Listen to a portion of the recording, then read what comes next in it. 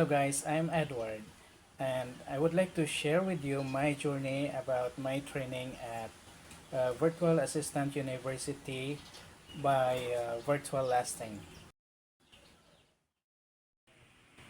So this is my workstation, this is my laptop and my tablet and my light, emergency light, or just in case I need to study and there's a brownout, so I have emergency light.